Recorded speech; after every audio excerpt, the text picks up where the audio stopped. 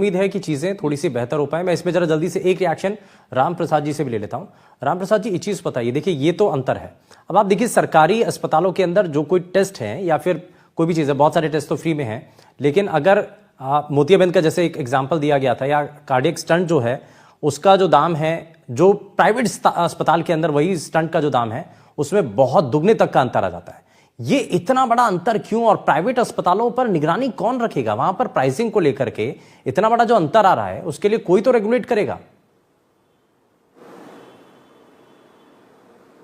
बिल्कुल, आपने सही बताया कि एक मोतियाबिंद का इलाज जो आंखों की रोशनी देता है, उसका इलाज जब गरीब मरीज सरकारी अस्पताल में आता है तो बिल्कुल निःशुल्क मिलता है, और यदि वो प्राइवेट में जाता है तो उसके पैसे लगते हैं। उसको ध्यान में रखते हुए भाजपा की सरकार ने 1809 अस्पताल, जिसमें से 700 से 800 अस्पताल प्राइवेट को पंजीकृत करके उसमें मोतियाबिंद का अस्पताल हो, चाहे कान का ऑपरेशन हो, चाहे हार्ट का स्टंट का ऑपरेशन हो, बिल्कुल निःशुल्क उनमें मिलेगा।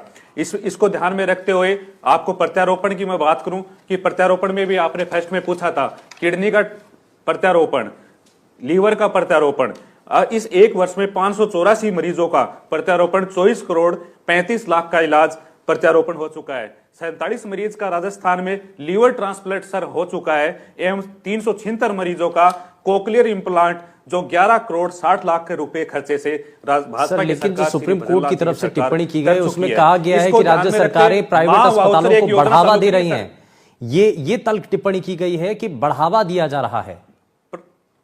नहीं, प्राइवेट अस्पताल का बढ़ावा नहीं दे रहे हैं सर। होता है क्या है कि अभी आपके एनडीटीवी चैनल में आपने मरीज से कुछ बातें ली थी। उस मरीज एक हरियाणा का मरीज था और एक मरीज यहां राजस्थान का मरीज था। वो एक मरीज ये कह रहा था कि हाँ इसमें थोड़ा डिले होता है लेकिन इलाज बहुत अच्छा होता है। कुछ मरीजों का भ्रम होता है कि हम प्राइवेट अस्पताल में जाकर के इलाज ले लें, लेकिन प्राइवेट अस्पताल यदि पंजीकृत नहीं है तो दुगुनी रेट में उसका इलाज करेगा। इसलिए उनको प्राइवेट अस्पताल को भी कटिबद्ध रखते हुए पंजीकृत करके उनका निःशुल्क इलाज करवाने के लिए तत्पर हैं। लेकिन जो बढ़ते दाम है सर दवाइयों के या टेस्ट के जो बढ़ते दाम है, जब से आए एक बड़ा वाजिब सा सवाल है एक आम नागरिक के तौर पर कि सरकारी अस्पतालों के अंदर और प्राइवेट अस्पतालों के अंदर टेस्ट में भी, अगर वही टेस्ट हम सरकारी अस्पताल में कर रहे हैं, वैसे तो निःशुल्क है या किसी का अगर चार्ज भी लग रहा है, तो प्राइवेट में आप जाएंगे तो उसमें दुगने का अंतर आ जाता है।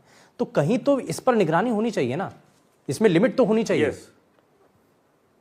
यस, उसके लिए सर दिनों दिन डेली प्रधानमंत्री जी ने 11,000 से अबोव औषधि जन केंद्र सेंटर खोल चुके हैं पूरे देश में, वैश्विक स्तर पे। एवं इसी को तर्ज में रखते हुए श्री भजनलाल जी ने मां वाउचर योजना एक चालू करी है सर। जो ढाणियों में महिलाएं प्रेग्नेंट होती हैं उनको सोनोग्राफी कराने के लिए आसपास सोनोग्राफी नहीं रहती होती हैं, सरकारी अस्पताल में सोनोग्राफी नहीं रहती हैं, तो वहां पे 70,000 से अबोव इस एक साल में सोनोग्राफी महिलाओं के फ्री कर चुके हैं। उनको बूढ़े बुजुर्ग लोगों को ध्यान में रखते हुए इसी बजट में 70 साल से अबोव जो मरीज हैं उनको लेकिन परेशानियां अभी भी ग्राउंड पर हैं जिन्हें हमें समझने की जरूरत है, जिन पर काम करने की जरूरत है। बहुत शुक्रिया सभी।